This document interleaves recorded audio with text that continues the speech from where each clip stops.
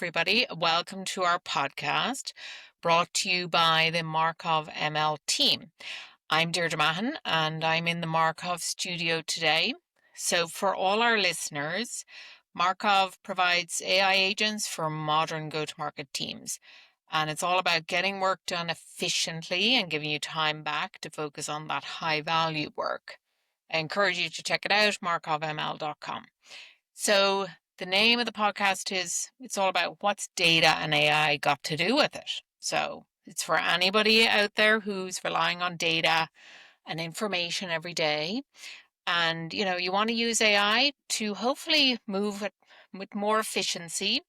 As practicing marketers, there's no shortage of data. At the same time, it's spread out. It's hard to get clear, informative answers. So the real question comes down to what are you doing with that data information? Are you learning something new as you progress? And importantly, how are you using it to move the needle, usually in the form of revenue? Our podcast guests, they're marketing pros. We always focus on the real authentic stories, talk about the challenges teams face, celebrate the wins, no judgment, only learning. So let's dive in. Our guest today is Tom Christmann. So welcome, Tom. Hello, Deirdre. How are you? Yeah, I'm great. Good to see you again. Thanks for having I'm me. Yeah, no worries. I'm West Coast and Tom is in New York and not in Manhattan, but close to, right, Tom? Yes, I'm in Queens, near LaGuardia Airport. Also, the Mets play in Queens, so the baseball Mets they play in Queens, so close to them too. Go Giants! I'm Sure. not I'm not a huge baseball fan, but yeah, we won't get into that today. Yeah, So we will be Tom, talking Yankee bats today.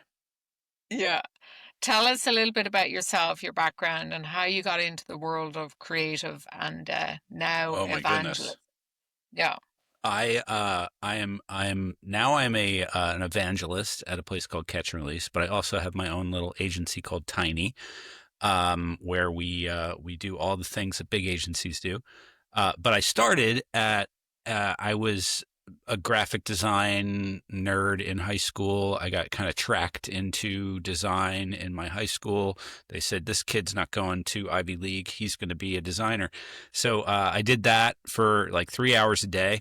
And then they said, you got to pick a college. So I looked around and FIT, Fashion Institute of Technology in New York City, was the one that I looked at and said, okay, I can afford that. And they have an advertising design class, whatever that is. That sounds cool.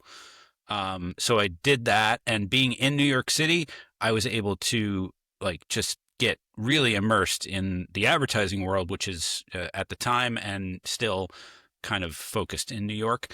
And I just got to work at all these great agencies, BBDO, Ogilvy, Kirschbaum Bond and Partners, Cliff Freeman, these names that maybe don't mean anything to anyone anymore because they're all sort of dying now. All these big agencies are kind of fading away.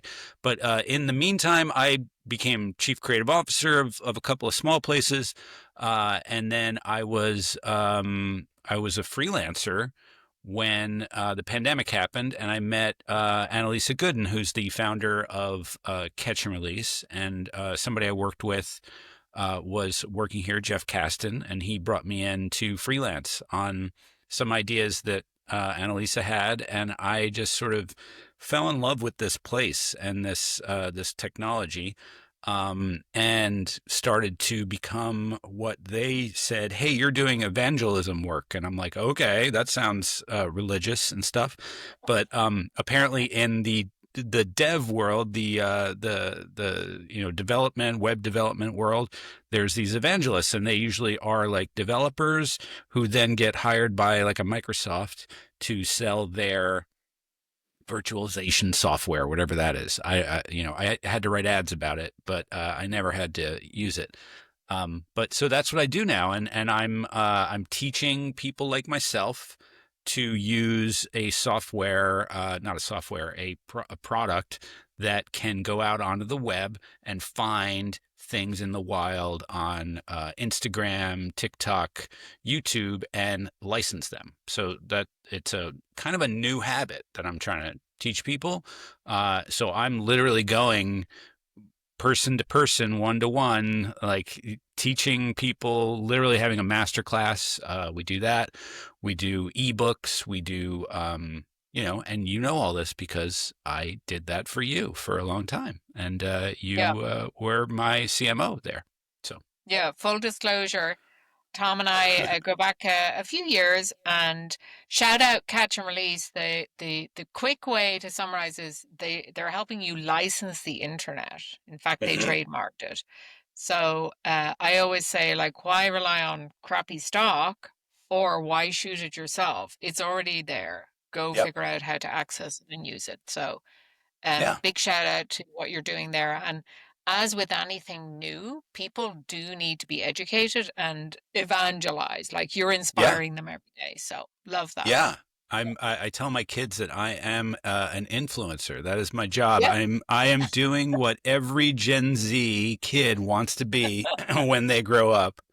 Yeah. And I got to tell you, it is that glamorous. Yeah. Yes. Yes, it And is, Tom is a kids. big educator. So, you've worked at a lot of different agencies, big, small, and otherwise, right? Now you have your own.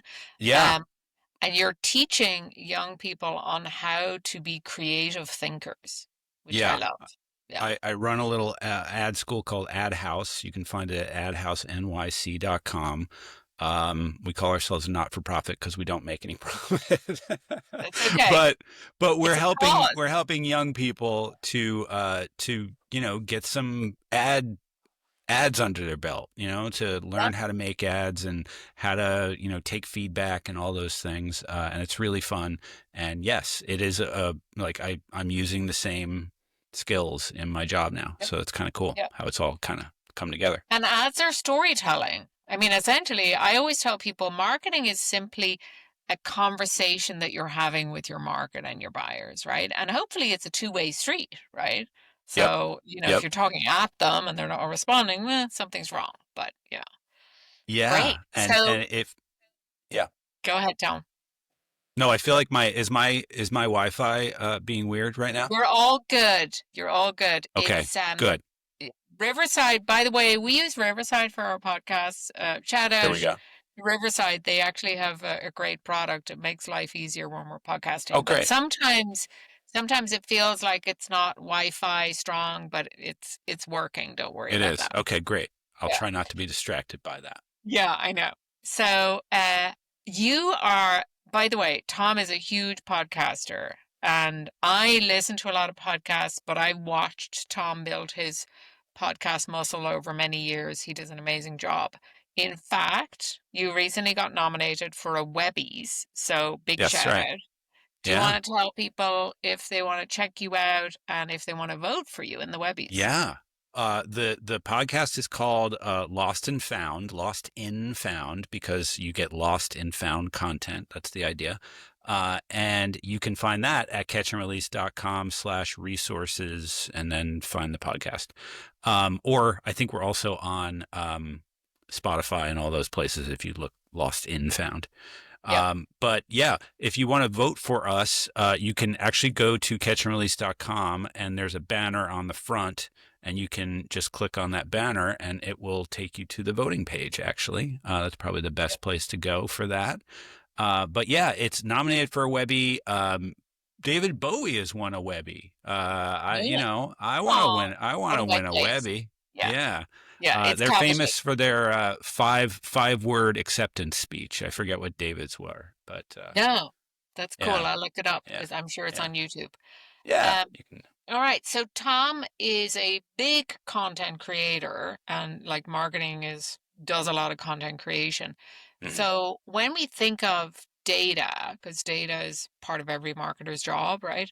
How do you use data in your role, and is it critical to your success? Oh yeah. I mean, data is information, right? So like part of my job is coming up with ideas over my 30 something year career has been to we know that like ideas come in 5 steps, right? The 5 steps are gather is information. That's like gather, combine, incubate, aha, and then refine. So the first step of gather is all the information. That's data. That's every piece of information you could have. That's pictures. That's anecdotes. So I love data because it's something that we can all point to and go, all right, that's a number higher than that other one, and that means what? Like, what's the story? What story can we take from that? And what other piece of data can we put with that to then make a new idea? Like, oh, I've never thought about that percentage with that picture, you know? So that's kind of what creativity is taking data and mixing it together and seeing what you get. Yeah. No, definitely. You've written a lot of ebooks on the stages, the 5 steps to like creating an awesome piece or, like storytelling, whether it's an ad, digital. It could be a Super Bowl ad or it could be some like little digital thing that's on your TikTok channel or something. Um, Absolutely. but the data in, I think what you're talking about is like data as in unstructured information that's feeding you so you hypothesize and ideate versus data structured, which is like, is this working? Like, how many followers? Like, am I getting comments? Is it response rates? That kind of data. How do you think about Yeah. I mean, that is data too. And if you have the most viewers, maybe that's the most important thing. So I look at it all as the same. I have a little bit of a like when I hear what people are focused on, like a lot of times it is views or followers. And it's like, especially with like influencers, take that for example. Like people have decided that how many followers they have is important. Well, there's been studies to show that actually it's not that important. If in the moment it's what the content is and is it going to touch me? Well, I have more opportunities if they have, well, not if you pay. If you pay, you can get, you can get as many eyeballs as you want. It doesn't matter how many followers they have. So there's lots of ways to skin that. And I just like, I'm always a little skeptical of like the structure because like who structured it and why? And why did they pick those pieces of data? Yeah. Are we fighting the old war or are we fighting a new, it's like that's, I always ask those questions and that's annoying to marketers sometimes because I'm always like, well, why are we doing views? And then people will be like, come on, we just got to get this done. Yeah. It's the Well, creative and in I me. think, your typical marketer that does measurement would say the vanity metrics, right? So your Yeah. vanity metrics and even your impressions could be going up, but are your actual responses and engagement working? Like what are your conversions? So, Yeah. you're not in the business of educating random people, like it's all about relevance and quality. Yep. So, like it actually requires you to be a lot more laser focused. Yeah. And I love having having a real goal and knowing what the goal is like everything. So if I know we got to get this many people signed up, it might just be ask them to sign up. Just have a Yeah, big like a sign master there. class. Sign up, literally sit them down and sign them up while you talk gobbledygook at the front. I was joking the other day. It's like, it doesn't matter what they were all like, is this masterclass good? I'm like, it doesn't, I mean, yes, of course we want to make it good, but that's not really the thing because we're there with them. And so we offered a Polaroid camera and we've been Yeah, offering that to have people put things in the thing. So that literally gets them in there. yep, Suddenly we're seeing that we've got, so it's all about getting to those metrics. There's creative ways to get there. You don't have to, oh, we have to get this many signups. So that we need to do, I don't know, whatever the first thing that pops into your head is, because that's what we yep. always do. We always do a mailing or we always do email or we Or always do, social. Yep. yeah, or social. So just, I would say, think about it. Like, yes, the data is great, but there's other ways to do it sometimes. So, Yeah. No, that's interesting because um marketers, there's a lot of newer tools on the market that are helping get much more segmented and personalized. And like B2C providers have been doing this for a while, getting super personalized. And I think B2B are starting to figure that out. Number one, yeah, make it interesting, add in some emotive reason, and then also like what's in it for that particular human, and don't like cut paste random to everybody, like make it Yeah. super tight and personalized and focused. And people are responding to that, which is great. Yeah. um and it forces us to really think harder about like less mediocrity and more like, well, what is in it for them and why should they come to this Right. event? And now that we know who they are, what else can we give to them? You know, Yeah, how else can we help them in their lives? Can we be there for them at yeah, that particular moment? Yeah. yeah. Pretty cool. So if you were to pick like one metric KPI for your role, I mean, thinking about the evangelism, like what would that be? Oh, I mean, I think engagement with our organic content is something that we've seen that has been an indicator of Yep. doing well. Our organic is actually doing better than paid now. It's Nice. like, because to your point of like, you don't want to go random, is like the reason you do the organic is to get people to be like, ooh, they always have something interesting. I'm going to follow them. And now and then they get you more because they always, or if they always like your thing, you know. It's funny how that happens. And we found the most important part is like, don't sell, you know, give them Yes. something that they can use that's kind of adjacent to the thing that you sell. Like if you're a beer manufacturer, maybe have a peanut party, you know, or like Right. have a potato chip eating contest, you know, something that's gonna make them want your product more. And yeah, it's so for me it would be, yeah, organic engagement. Is the measure. Okay, that makes a lot of sense, Yeah, especially in your role as evangelizing and educating. yeah. Yeah, I Uh, like that. and my our ICP is me, which is like creatives. So uh, a little bit of fame in that area is kind of an indicator, right? If they know your name. Yep. So making your pond as small as possible so you get everybody. Yeah, I like that. Yeah, the one thing about your evangelism role or relations role is the people resonate because they know you live the pain or have lived the pain, and you Yeah. understand what, there's an automatic connection. You speak the same language, right? So that's always a good thing. Yeah, and part of my job with catch and release and my deal with catch and release was I still need to do this other work, right? I want to have Tiny. I want to Yeah. be able to keep doing the thing I love, which is making communications for brands.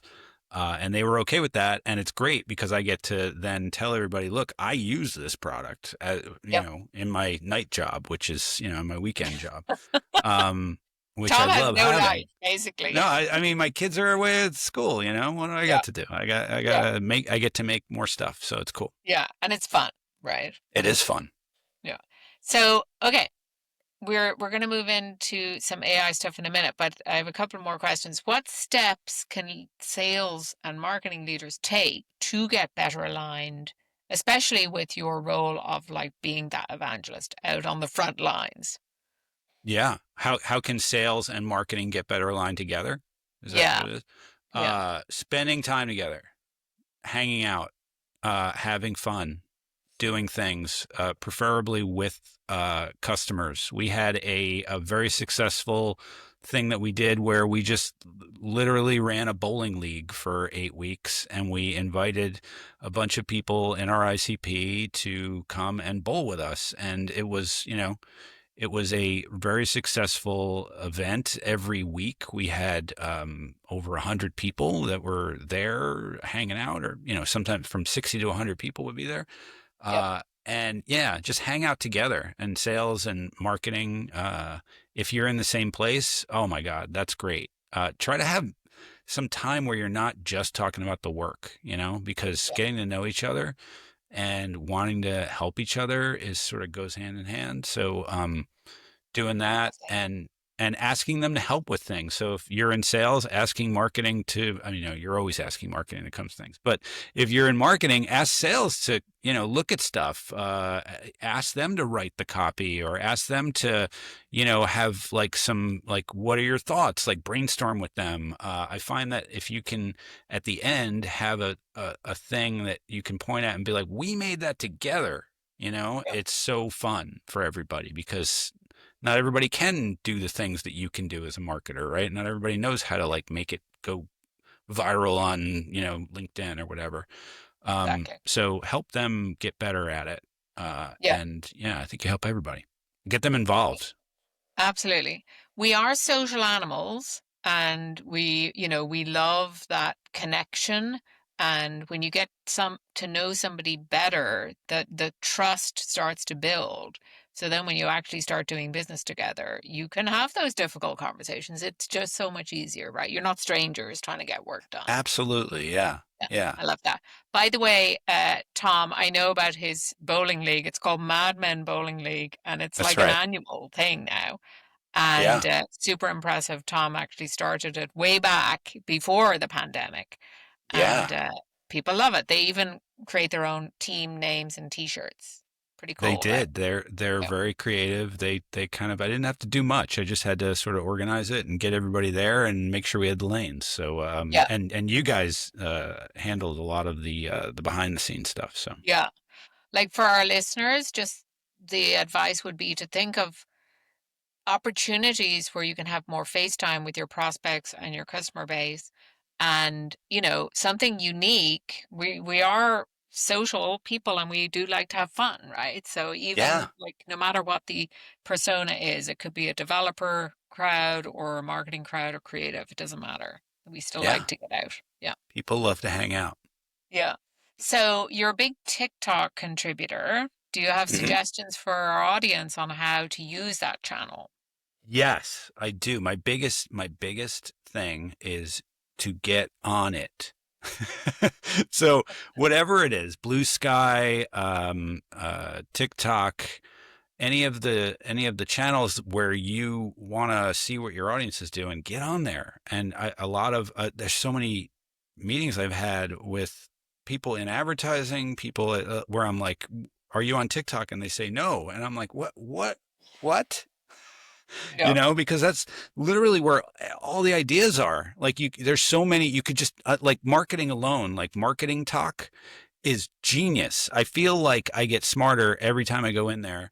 And now my algorithm, at first your algorithm is dumb, right? It's like whatever the, lowest common denominator is. So you're going to get those, people flipping eggs and people Yeah. dancing in front of their car. But like, if you train it and you only look at the things that you really like and swipe past, it will get so good at giving you just genius. AI, by the way, I've got these people that are just AI geniuses telling me what's going on in AI every day. Like Wow. there's this guy who's You like, can oh, keep up. they just did this, and the chip is now in 14,000 different places at once, and I don't know what they're even talking about anymore. But I feel like I'm getting a little bit of an insight into what's going on.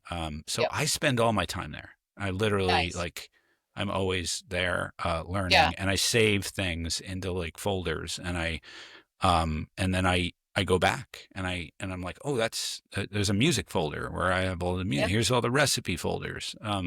So I Yeah. would get on there and use it.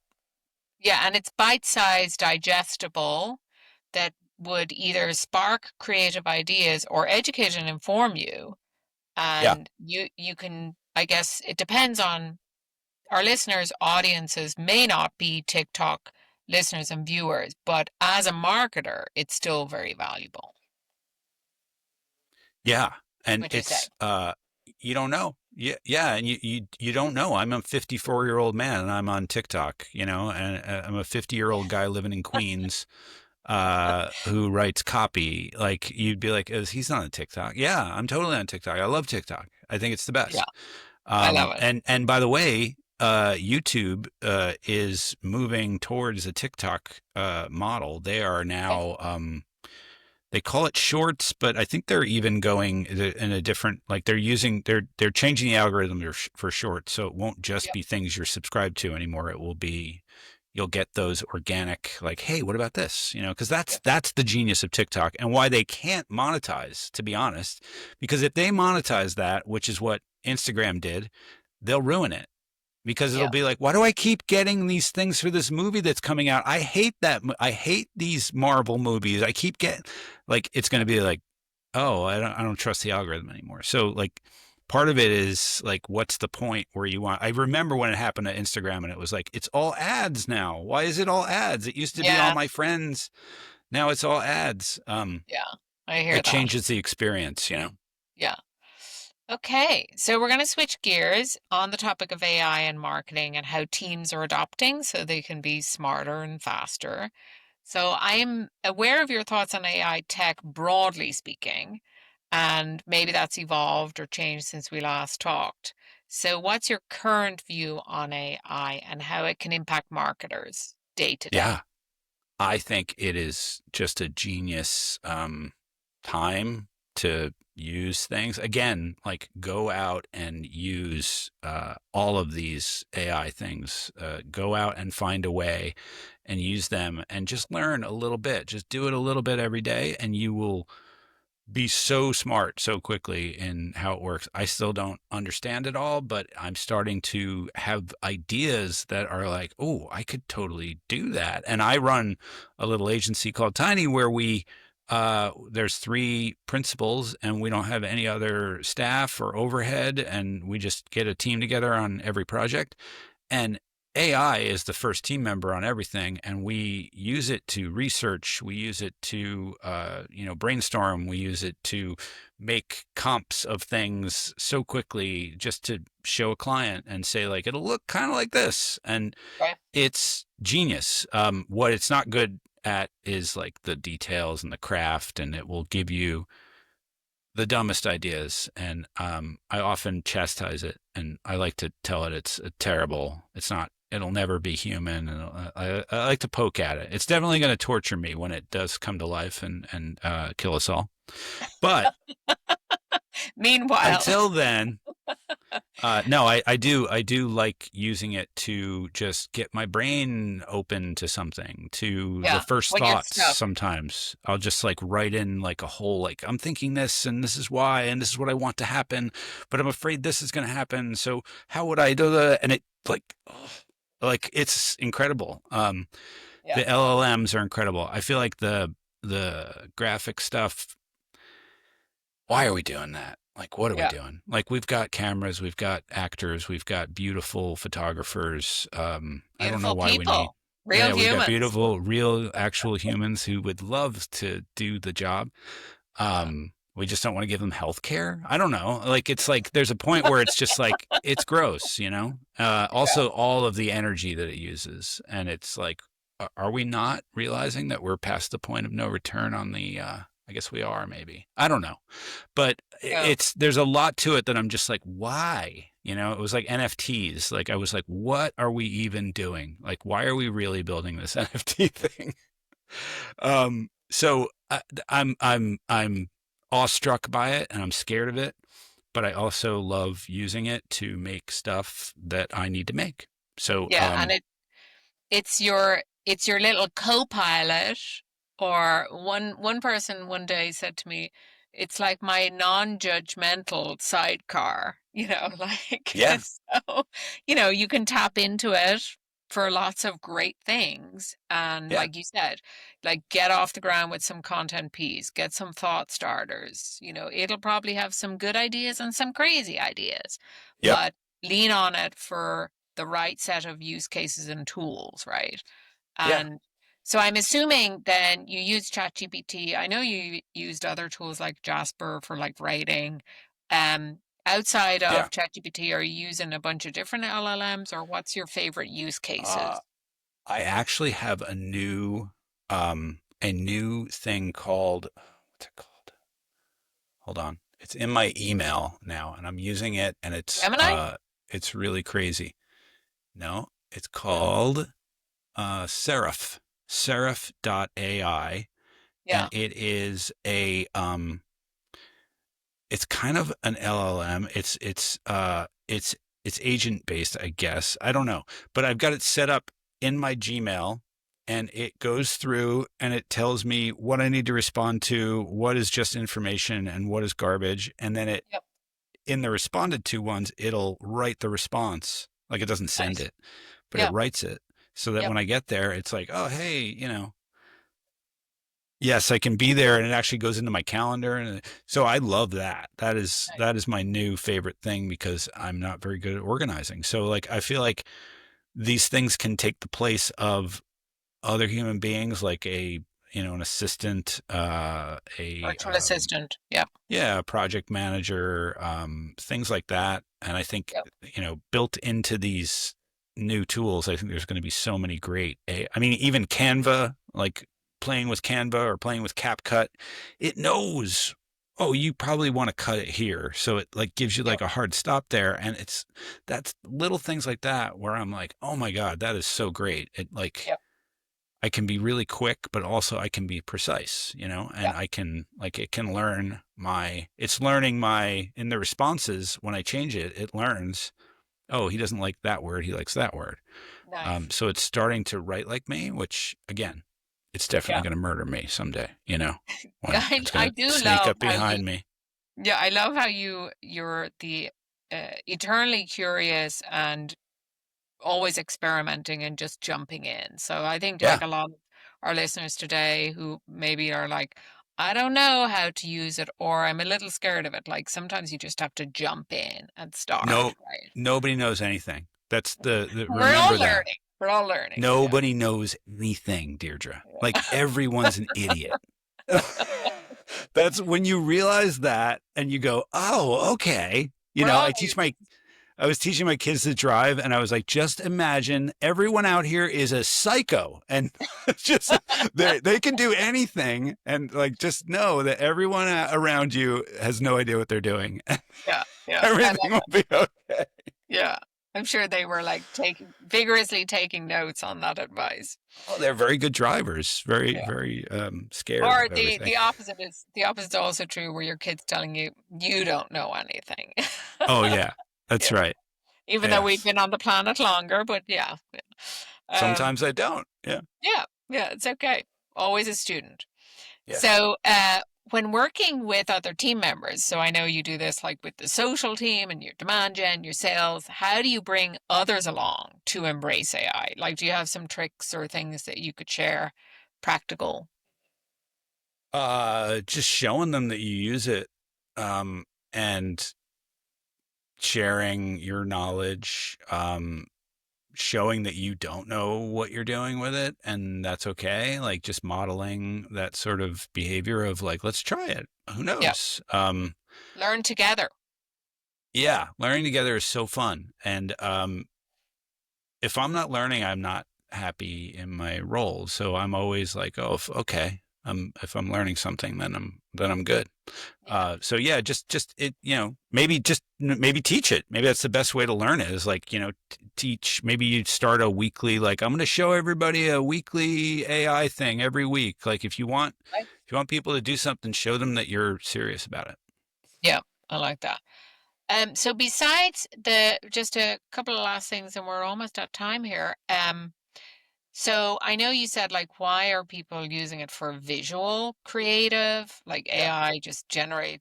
Yeah, I mean, we've all seen bad AI visuals, right? Why do you think that's not the way forward? Oh, I think we're already seeing that people just respond to things like the Cybertruck and things like things that are like we don't want it. Like I think in general humans do not want like a fakery around them. They want real. I mean, we just want to be loved by other Right. humans like deep down It doesn't inside. And resonate. Yeah. so when you show us something that was trying to be human and isn't, it's like deep seated in us that we are like disgusted by that. It's called the what is it? Everyone's yelling it at the podcast right now. Uh, it's a chasm. It's a Oh, I don't know. Now I'm I'm going to not have going to to remember now. research it. Anyway, Yeah. it's Well, a it's let's a it's have. a physical thing that happens to you when you see something that is trying to be human and isn't, and you go, "That's it's literally disgusting to us," like on a Yeah. visceral level. And We the revert. uncanny valley. It's called the uncanny valley, and people have been Oh, yelling it out for a oh minute and a wow. half now. Yeah, Okay. it's called the uncanny valley, and it is. I think we're feeling it right now. I think people are like, "Ew, that's AI." If something feels a little bit like AI, we go, is that AI?" Yeah. The funniest thing was my friend, and he's a 50-something-year-old guy, and he was out with all of his 50-something-year-old guys, and they were out drinking. And somebody wrote under the picture, "Is this AI?" Like Funny. Um, it's the most mean thing you could say to somebody now. So I yeah. think that I I think humans are going to be even more valuable in the future. It's going to be like organic farming. Yes, flip the switch. There will be a point where it'll be flip the switch, right? Like that. Yes. I always think like, look, we're in exciting times, no question, right? We're in a disruptive tech um curve going on. Yeah. And while like there's, oh my God, everything's fast and really interesting and you're surprised, wow, it can do that. That's pretty cool, right? You're getting so much better quality time back in your day. Yeah. But at the same time, I feel like fast forward a few years from now, we won't be just talking about AI all the time. It'll become norm. It'll be a default. Like we won't go, what are you going to AI it? You just will Right. do it. Right. You know, Yeah. we On the won't. internet, on the World Wide Web. Like I didn't Yeah. ask you if we were going to meet on the World Wide Web today. Yeah. Yeah, exactly. Exactly. We just knew So that was going to happen. yeah, it's hot and new, but it's all part of our language every day. Like there was somebody posted the other day and said, how fast will the words AI come up in the conversation? And he'd been clocking it and tracking it. And he said West Coast it was like less than a minute. Midwest it was like 15 or something, you know. Like Oh, really? Really? yeah. Yeah. Yeah, No, somebody it's all about the gold rush, you know. People want to yeah, be the first in and they want to make a lot of money. with the best That's all it is. ideas. Yeah. Yeah. But Yeah, there's you're plenty of money to be made in direct mail. There's plenty of money to be made in lots of places that aren't yeah. AI. Our bowling Or leagues where you bowling can meet. leagues. Yes, Yeah. yes, yes. Yeah. And Yeah. actually that's where the human creativity comes in, right? Yeah. So, you know, you And I can't think do a without. lot of a lot of my answers to your questions were basically like go talk to them. Like I think that's in the end like there is no app for connecting with other humans. It's you Yeah. got to do it face to face, and you got to do it without seeking anything back. It can't be like, all right, I spent 5 minutes with you. Now give me something.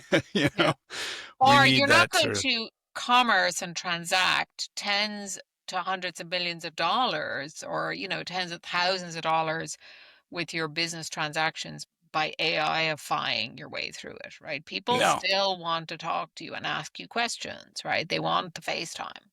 they want human employees. Yes.